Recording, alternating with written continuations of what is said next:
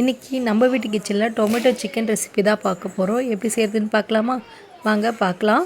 First ஒரு கடாயில் 2 spoon எண்ணெய் விட்டுக்கோங்க. இதுக்கு தக்காளி மட்டும் போதும். வெறும் ஸ்பைசஸ் எதுவும் தேவைன்னா வெங்காயமும் தேவையில்லை. வெறும் தக்காளி. நான் 1/2 கிலோ சிக்கனுக்கு இப்போ 4 பெரிய தக்காளி சைஸ் எடுத்திருக்கேன். நீங்கள் எவ்வளோ எடுக்கிறீங்களோ அதுக்கேற்ற மாதிரி தக்காளியோட குவான்டிட்டி அதிகப்படுத்திக்கோங்க. அது கொஞ்சம் கருவேப்பிலை சேர்த்துக்கோங்க. தக்காளி நல்லா வதங்கி வரணும். இது கூட இஞ்சி பூண்டு பேஸ்ட்டு சேர்த்துக்கலாம். இஞ்சி பூண்டு பேஸ்ட்டு போட்டுக்கலாம். வெறும் தக்காளி இஞ்சி பூண்டு பேஸ்ட் மட்டும் போட்டு நல்லா வதக்கி எடுத்துக்கோங்க. தக்காளிக்கு சாறு ஃபுல்லாக இறங்கி வரணும். தக்காளி நல்லா வதங்கி வரும்போது தான் சிக்கன் போட்டிங்கன்னா அந்த ஃப்ளேவர்ஃபுல்லாக இருக்கும். ஸோ தக்காளி நல்லா வதங்கிட்டு இருக்குது. இந்த ஸ்டேஜில் நம்ம இஞ்சி பூண்டு பேஸ்ட்டு ஆட் பண்ணிக்க சொன்னோம் இல்லைங்களா? இஞ்சி பூண்டு பேஸ்ட்டு போட்டுட்டு அது கூடவே இஞ்சி பூண்டு பேஸ்ட்டு தக்காளி ரெண்டுமே நல்லா வதங்கி வரும்போது நம்ம 1/2 கிலோ சிக்கன் எடுத்து வச்சுருக்கேன். அந்த சிக்கனை கொஞ்சம் இதில் ஆட் பண்ணிக்கலாம். தக்காளியில் உள்ள இருக்கிற சாறு சிக்கனில் இருக்க தண்ணியிலே சிக்கன் நல்லாவே வெந்து வந்துடும். அடிஷ்னலாக நம்ம எதுவும் தண்ணி சேர்க்க தேவையில்லை. ஒரு வேளை உங்களுக்கு தண்ணி தேவைப்பட்டால் லைட்டாக தண்ணி தெளித்த மாதிரி சேர்த்துக்கலாம். மேக்ஸிமம் இந்த தண்ணியிலே நல்லாவே குக்காகி வந்துடும்.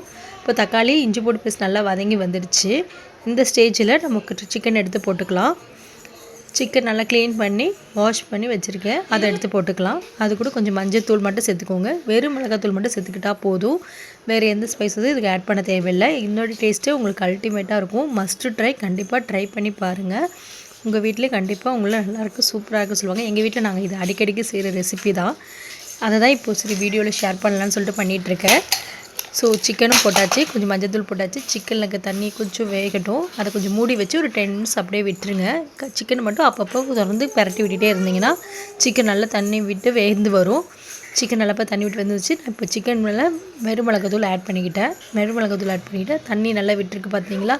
தண்ணியெல்லாம் வந்து இந்த டெக்ஷனில் அப்படியே பரட்டி விட்டுட்டே இருங்க. ஒரு மீடியம் ஃப்ளேம்லேயே வேகட்டும். ஹை ஃப்ளேமில் வைக்க வேண்டாம்.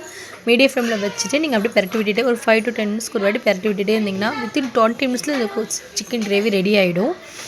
ஸோ அது கூடவே நான் சப்பாத்தி தான் அது சைட் டிஷ்ஷாக பண்ணிகிட்ருக்கேன். இது சப்பாத்தி மட்டும் இல்லைங்க, சாம்பார் சாதம், ரச சாதம் எல்லாத்துக்குமே சூப்பராக இருக்கும். நான் இன்றைக்கி சப்பாத்திக்கு தான் பண்ணிகிட்ருக்கேன். ஸோ சப்பாத்தி சிக்கன் கிரேவி தான் ரெடி பண்ணிகிட்டு இருக்கேன். ஃபைனலாக நம்ம டொமேட்டோ சிக்கன் ரெடி ஆகிடுச்சிங்க. ரெசிபி இப்படி இருக்கும். கொத்தமல்லி இருந்தால் லைட்டாக மேலே தூக்குங்க. என்கிட்ட இல்லை, அதனால் நான் போடலை. உங்கள் வீட்லேயும் ட்ரை பண்ணி பார்த்துட்டு கமெண்ட் பண்ணுங்கள். நன்றிங்க.